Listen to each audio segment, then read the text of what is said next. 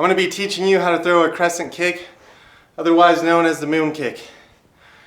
It's known as the moon kick because it's thrown with an arch. You're going with an arch. A few of you were concerned with me punching so low and that taking away from the technique, from the performance that you guys get to see, right? This is the second time I've raised the bag. It's now at about my eye level.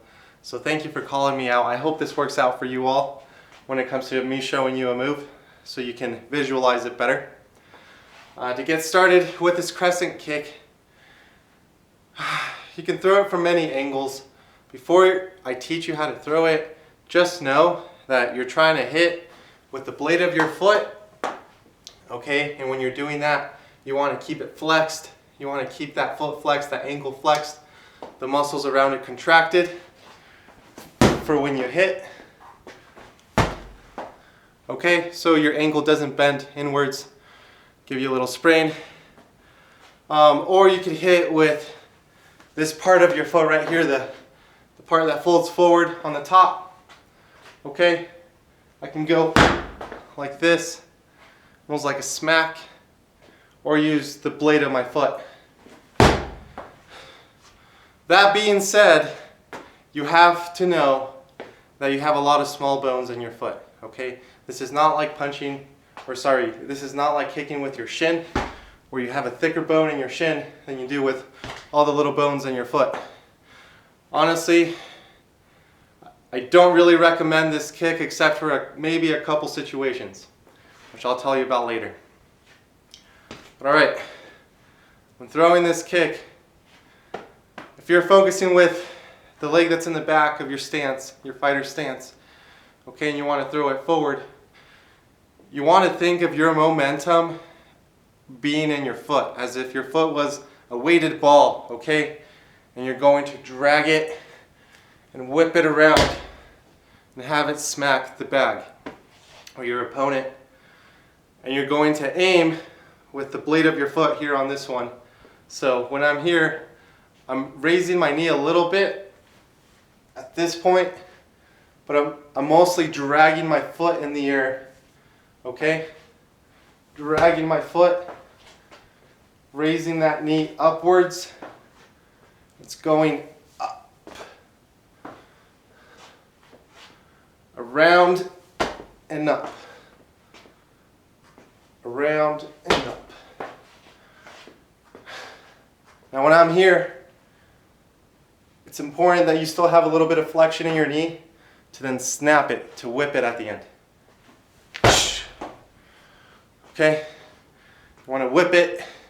And be careful with your knees. Like I'm saying, this isn't a kick that you really want to be doing when you're training or in a fight, taking it serious.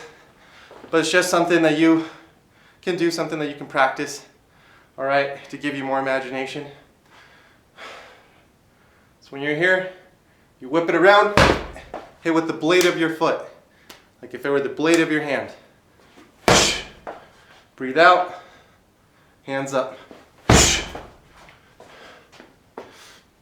Okay, similar concept with this lead leg in front of me right now.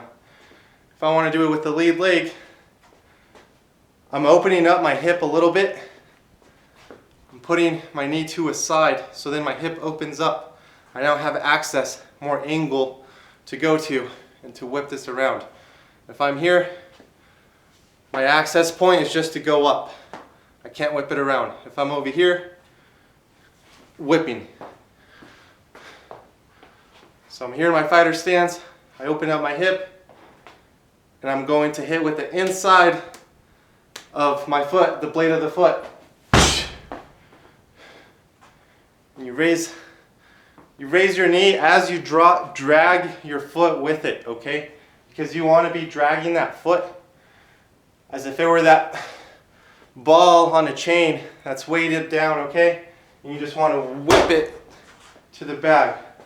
Whip it.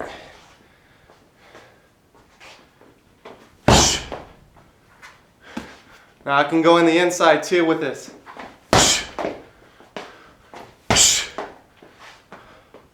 And here, I want to angle inwards. You never really want to angle inwards on a kick.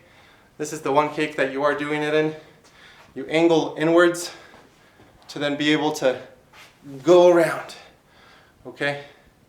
You can practice that, do circles, go in, and out. Oh, my back was a little tight on that one. Okay? Take it easy, stretch out. If you want to go out to in, you open up your hip this way. Out to in. Just practice doing circles, and then practice whipping towards the end. Okay, going inwards. Now my hip is inwards. So when I grew up watching fighting movies like Bruce Lee and Jean-Claude Van Damme, all right, or other movies too, you would see these fighters do the crescent kick to knock a knife out of the person's hand, to knock a gun out of the person's hand. I don't recommend that at all whatsoever. Okay, it's a good way to get stabbed. But for movies, it looks great, right? There's a scene in Bloodsport in the final fight after Jean-Claude Van Damme's been blinded that he's doing the crescent kick, going super high, and he does it again, and again. Meanwhile, his opponent is backing away, right? It's all cinematic.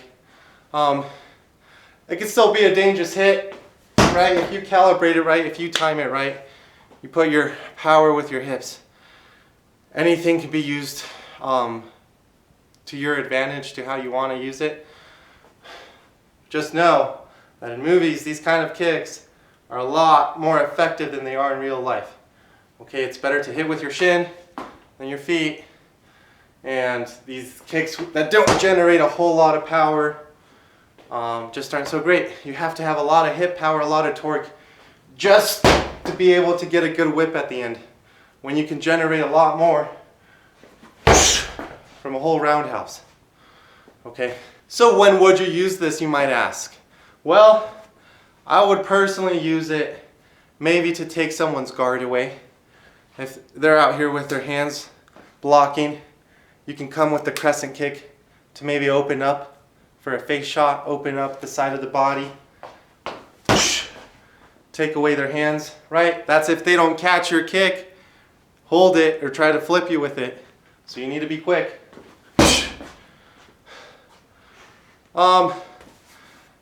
I would use this kick also when I'm hitting with the bottom of my foot to maybe turn someone's shoulder to rotate them. If they're already coming at me and they're a little bit wobbly and I see the opportunity and I'm over here for whatever reason leaning back to maybe rotate their shoulders, I'll use the bottom of my foot to maybe rotate them a bit more so I'm more off to the side of them. I can come with some more combos, different kinds of kicks that I can do. You know, I would also use it, say if my opponent here went for a takedown and, you know, I stuffed them and I kind of threw them out. They're coming at me, but this is where their face is. All right, and they have to turn around.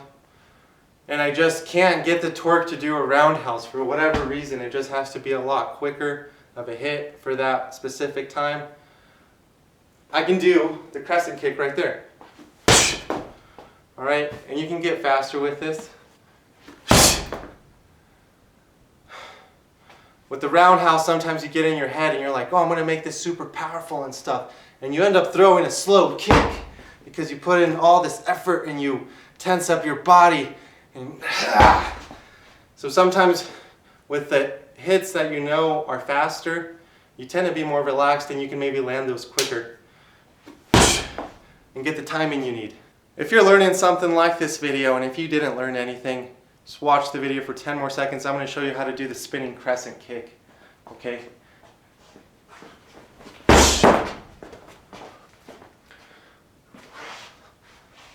Let me try to give you a different angle. Notice that I was hitting with the blade of my foot. Okay, honestly, that torques the knee a little bit if you're not all the way flexed.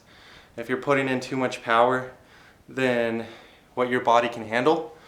All right, I felt it in my hips also. It was a little tight. But that's a spinning crescent kick, which you can do. But if you're going to do a spinning crescent kick, you might as well do the spinning just roundhouse kick, okay? Hit with your shin. a lot more power in that. Personally for me, I just feel like I can get a lot more of a whip action going with the roundhouse motion rather than going out here in a circle. It's up to you on what you want to do. I'm going to show the spinning roundhouse one more time. If this video gets 100 likes, 100, it's not even so many, just 100 likes, I'll make a video showing you guys how to do it. So here it goes.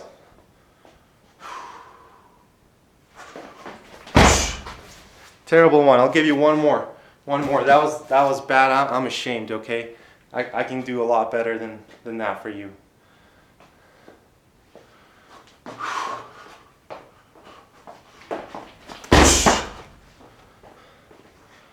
Alright, that wasn't so bad.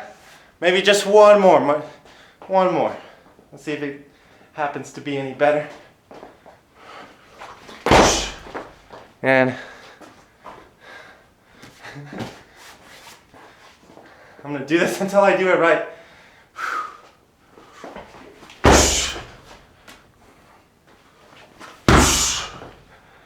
Alright, that's what I was looking for more. To review real quick before you go, I'm going to talk about the stretches. Alright, don't forget, you can go in to out, stretch those hips. Alright, that ball and joint goes in that hip. You want to make sure you have stretchable cartilage in there, that your muscles are able to stretch in there. Alright, you have some small, finer, tight ones. They get real tight because that's something that we don't really stretch often is our hips. Okay, outside to in, open up my hips, go out to in. You can go off to the side, okay, straight off to the side. Go forward, of course. And that'll help you stretch your legs, stretch your hips. And to review one more time, you have the crescent kick that comes from the back leg, whipping with the blade of the foot. You have it coming when you smack with the bottom of the foot. Just not that flexible. You could probably do a better one than me. You have it coming with the lead leg, blade of the foot, whack, whack. Or you can go with the bottom, smack, smack.